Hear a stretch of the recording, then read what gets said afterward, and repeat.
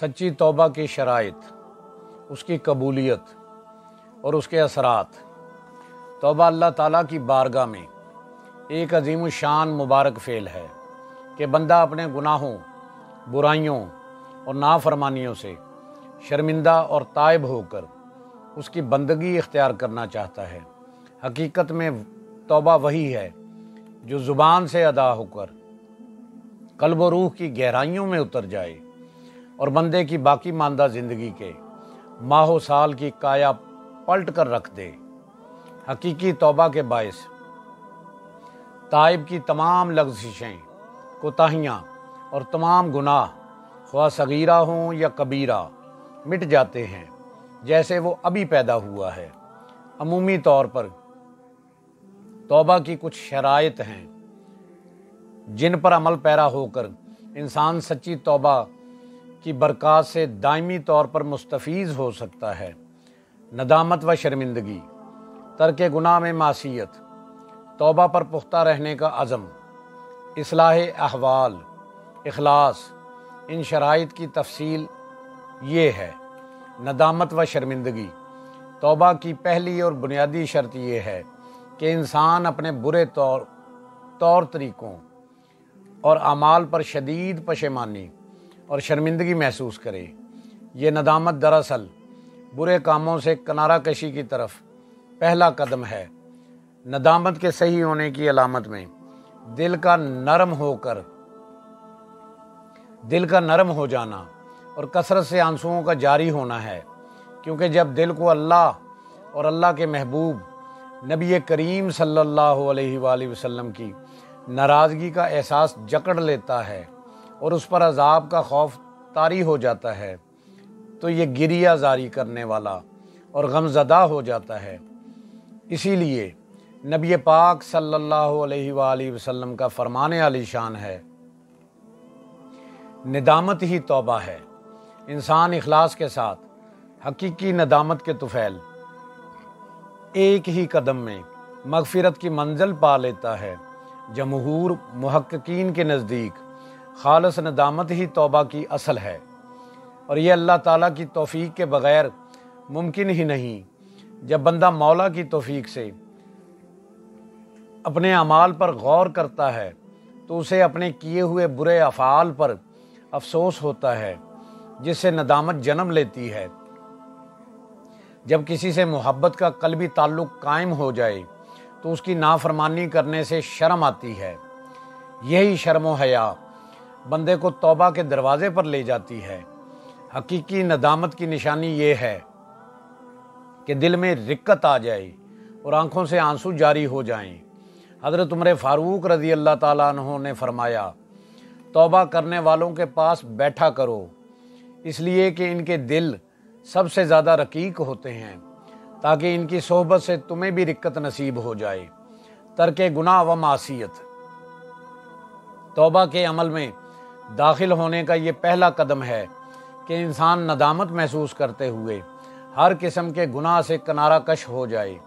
برے فعل پر شرمندگی اور پشیمانی کے احساس سے بندے کے دل میں گناہ ترک کرنے کا جذبہ جنم لیتا ہے، اور بندہ شرم محسوس کرتا ہے کہ اللہ تعالیٰ کی ایک کمزور اور حقیر ترین مخلوق ہوتے ہوئے اس کے ساتھ اپنے تعلق بندگی کی اس نے حیا نہ کی اور اس کے احکام کی خلاف ورزی کا مرتکب ہوا۔ یہ احساس ترک گناہ پر آمادہ کرتا ہے۔ حضرت ابو ہریرہ رضی اللہ تعالیٰ عنہ سے روایت ہے کہ حضور نبی کریم صلی اللہ علیہ وآلہ وسلم نے فرمایا، مومن جب کوئی گناہ کرتا ہے تو اس کے دل پر ایک سیاہ دھبا بن جاتا ہے، پھر اگر وہ توبہ کر لے اور گناہ سے ہٹ جائے اور استغفار کرے تو اس کا دل صاف ہو جاتا ہے، لیکن اگر وہ ڈٹا رہے اور زیادہ گناہ کرے تو یہ نشان بڑھتا جاتا ہے، یہاں تک کہ اس کے پورے دل کو اپنی لپیٹ میں لے لیتا ہے۔ حضرت ذوالنون مصری رحمۃ اللہ علیہ نے فرمایا، گناہ سے باز آئے بغیر توبہ کرنا جھوٹے لوگوں کی توبہ ہے۔ حضرت یحییٰ بن معاذ رحمۃ اللہ علیہ نے فرمایا، توبہ کے بعد کی ایک لغزش توبہ سے پہلے کی 70 لغزشوں سے بدتر ہے۔ محمد زقاق رحمۃ اللہ علیہ بیان کرتے ہیں کہ میں نے ابو علی رضباری سے توبہ کے بارے میں سوال کیا تو انہوں نے فرمایا، گناہوں کا اعتراف، غلطیوں پر ندامت اور گناہوں کا ترک کرنا توبہ ہے۔ زندگی ایک میدان عمل ہے جس میں حقیقی کامیابی عمل صالح کے بغیر ممکن نہیں، اور ترک گناہ کے بغیر عمل صالح کا کوئی تصور ہی نہیں۔ بدقسمتی سے مذہبی اور دنیاوی امور کو علیحدہ علیحدہ پلڑوں میں رکھنے کے باطل طریقہ کار نے ہمارے معاشرے میں نیکی کے تصور کو دھندلا دیا ہے۔ بیک وقت لوٹ کھسوٹ، ظلم و ناانصافی، حق تلفی اور مفاد پرستی بھی جاری ہے، اور عبادات کے نظام پر بھرپور توجہ بھی جاری ہے۔ حقیقت یہ ہے کہ اس منافقانہ طرز عمل کی موجودگی میں ترک گناہ کوئی حقیقت نہیں رکھتا۔ حقیقی توبہ اسی وقت ہوگی جب توبہ کے بعد گناہ کو بھی مکمل طور پر ترک کر دیا جائے۔ توبہ پر پختہ رہنے کا عزم انسان اللہ تبارک و تعالیٰ کے حضور پختہ عہد کرے کہ جن نافرمانیوں، خطاؤں اور گناہوں کا ارتکاب وہ کر چکا ہے، آئندہ یہ اس کی زندگی میں کبھی داخل نہ ہوں گے، کیونکہ توبہ کی ابدی سلامتی کا انحصار اس پر ہے کہ وہ کس قدر اپنے عہد پر پختہ رہتا ہے۔ اللہ رب العزت کا ارشاد گرامی ہے، مگر وہ لوگ جنہوں نے توبہ کر لی وہ سنور گئے، اور انہوں نے اللہ سے مضبوط تعلق جوڑ لیا، اور انہوں نے اپنا دین اللہ کے لیے خالص کر لیا، تو یہ مومنوں کی سنگت میں ہوں گے، اور عن قریب اللہ مومنوں کو اجر عظیم عطا فرمائے گا۔ اس آیت مبارکہ میں بندے کی توجہ اس طرف مبذول کروائی گئی ہے کہ اس کی سابقہ زندگی میں جس قدر بھی غلطیاں اور کوتاہیاں سرزد ہوئی ہیں، وہ سچے دل کے ساتھ توبہ کا طلبگار بن کر اپنے گناہوں پر ندامت محسوس کرتے ہوئے گڑ گڑا کر اپنے رب کریم اللہ رب العزت کی بارگاہ سے عفو و درگزر کی درخواست کرے۔ در حقیقت بندے کا اپنے سابقہ کیے گئے اعمال پر ندامت محسوس کرنا اپنے جملہ گناہوں سے روگردانی کے مترادف ہے۔ بندہ جب تک نادم رہے گا، اللہ تعالیٰ کی رحمت اس پر سایہ فگن رہے گی۔ اس ضمن میں حضرت امام غزالی توبہ کے باب میں ایک حقائق لاتے ہیں کہ حضرت آدم علیہ السلام نے فرمایا، اے جبرائیل، اگر میری توبہ کی قبولیت کے بعد بھی مجھ سے اس بارے میں سوال ہوا تو میرا ٹھکانہ کیا ہوگا؟ تو اللہ تعالیٰ نے وحی بھیجی، اے آدم، آپ نے اپنی اولاد کے لیے بطور وراثت رنج و تکلیف بھی چھوڑی اور توبہ بھی۔ ان میں سے جو مجھے پکارے گا تو میں اس کی دعا قبول کروں گا، جس طرح آپ کی دعا قبول کی ہے۔ جو مجھ سے بخشش مانگے گا میں اس سے بخل نہیں کروں گا، کیونکہ میں قریب ہوں اور دعا قبول کرنے والا بھی ہوں۔ اے آدم، میں توبہ کرنے والوں کو قبروں سے اس طرح باہر لاؤں گا کہ وہ خوش ہوں گے اور ہنس رہے ہوں گے، اور ان کی دعا قبول ہوگی۔ محض زبان سے توبہ کرنا منافقین کا عمل ہے۔ گناہ کو چھوڑنے کا پختہ ارادہ نہ کرنا اور حقیقی توبہ کے بعد بشری تقاضے کے باعث گناہ کا سرزد ہو جانا دو الگ الگ باتیں ہیں۔ اللہ تبارک و تعالی عالم الغیب ہے، اس کے علم میں ہے کہ کون اپنی توبہ میں سچا اور کون جھوٹا ہے۔ وہ دلوں کے راز سے واقف ہے، انسان کی نیت اور ارادے سے خوب آشنا ہے۔ حقیقی توبہ کے بعد بشری کمزوری کے باعث کسی بندے سے گناہ کا سرزد ہونا ممکن ہے، لیکن اگر وہ گناہ کرنے کے بعد 70 بار بھی اپنے رب کریم سے معافی مانگے تو توبہ قبول ہوگی۔ لیکن اگر کوئی لوگوں کے سامنے خود کو نیک و پارسا ظاہر کر کے دھوکہ دینے کی غرض سے توبہ کرے اور پھر گناہوں میں مبتلا ہوگا تو اس کا معاملہ جدا ہے، اس لیے کہ اس نے علیم و خبیر رب تعالیٰ کو کی بارگاہ میں نعوذ باللہ اپنی ریاکاری کی کوشش کی ہے۔ اگرچہ بظاہر دیکھنے میں مذکورہ دونوں افراد کا عمل ایک جیسا نظر آتا ہے کہ گناہ پر گناہ کیے جا رہے ہیں، مگر حقیقت میں اللہ رب العزت کے معاملے کے اعتبار سے دونوں میں زمین و آسمان کا فرق ہے۔ اصلاح احوال، توبہ کی یہ شرط تائب سے اگلے مرحلے کا تقاضا کرتی ہے کہ وہ مرحلہ سنور جانے کا ہے، یعنی اصلاح احوال کا ہے۔ حقیقی ندامت انسان کے اندر ایک ہمہ گیر تبدیلی کو جنم دیتی ہے۔ ندامت صرف توبہ کے الفاظ ادا کرنے اور خالی آنسو بہانے کا نام نہیں۔ ندامت اور اس کے نتیجے میں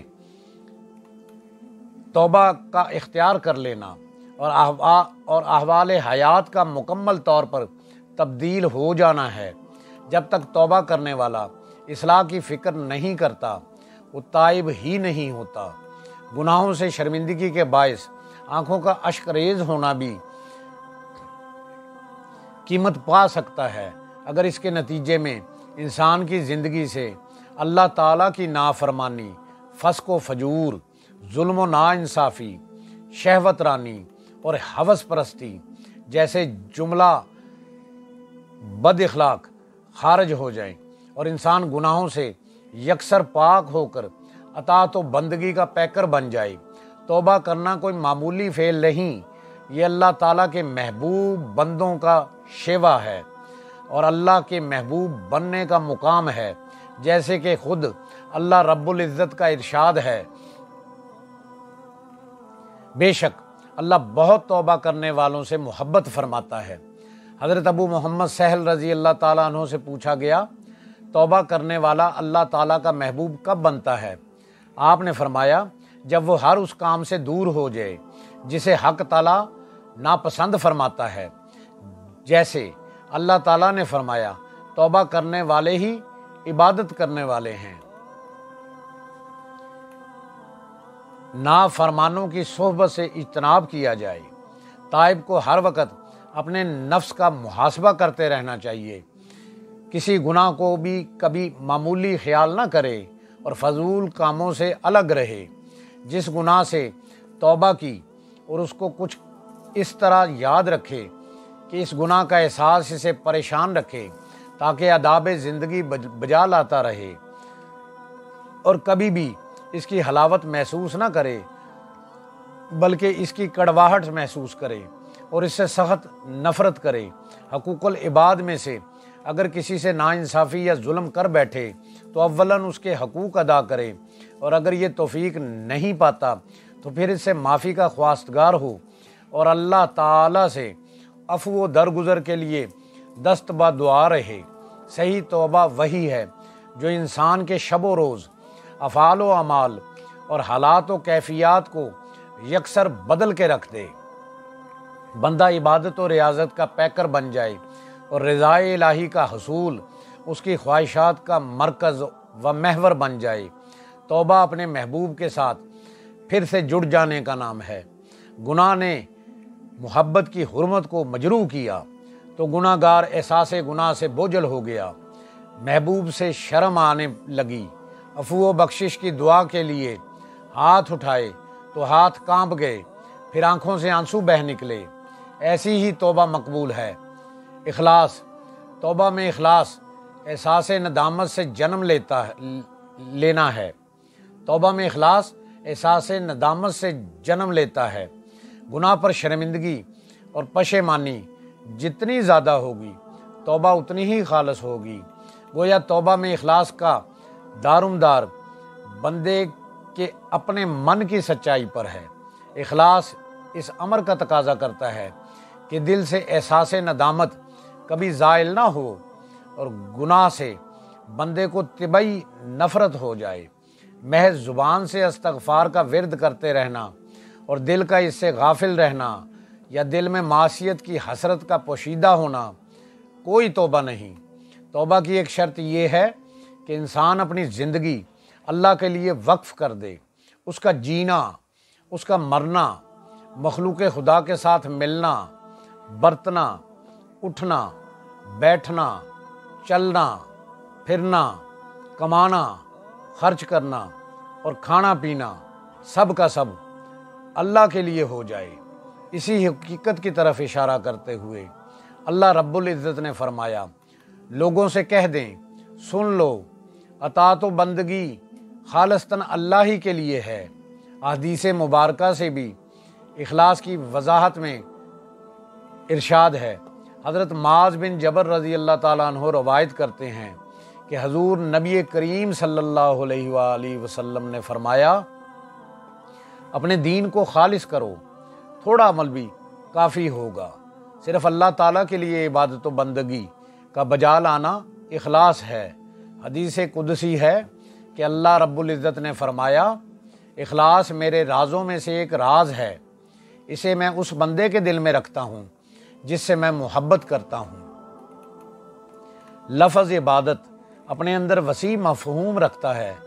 معاملات، عبادات و عقائد سب اس میں شامل ہیں۔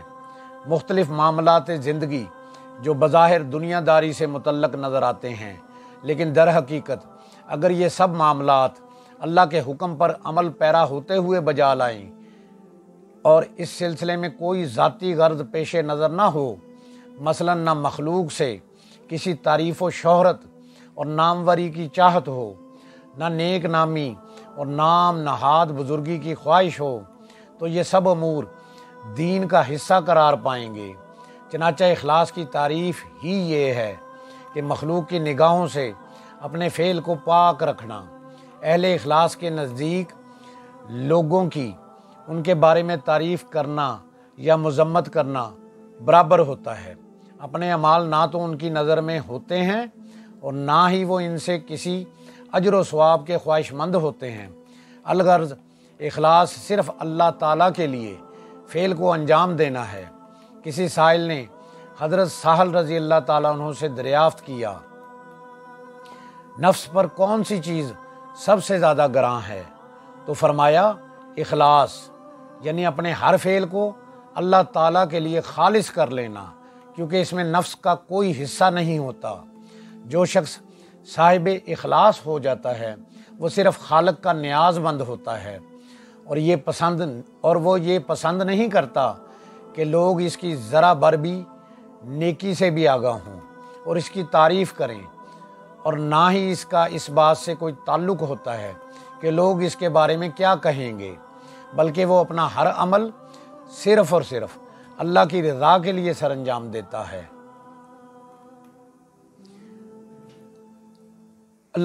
اللہ پاک سے دعا ہے جن سے وہ پیار کرتا ہے ہمیں ان کا ادب عطا کرے، اپنے نیک بندوں کی صحبت عطا فرمائے، ہمیں بادب بعمل عاشق رسول بنائے۔ اللہ کریم ہمیں راہ حق پر چلنے کی، حق بات کہنے کی، سننے کی اور اس پر عمل کرنے کی توفیق عطا فرمائے۔ ہم سب کی جان آقا کریم صلی اللہ علیہ وآلہ وسلم کا فرمان عالی شان ہے، جو شخص میری امت میں نیکی پھیلائے یا اچھی بات پہنچائے، اللہ اس سے پیار کرتا ہے اور جنت اس کا مقدر ہے۔ یا الہی کر کرم کروا کرم، دونوں جہاں میں رکھ شرم۔ جس کسی نے بھی دعا کے واسطے یا رب کہا، کر دے پوری آرزو ہر بے کس و مجبور کی۔ جس کسی نے بھی دعا کے واسطے یا رب کہا، کر دے پوری آرزو ہر بے کس و مجبور کی۔ آمین بجاہ نبی الکریم الامین، وآخر دعواہم ان الحمد للہ رب العالمین۔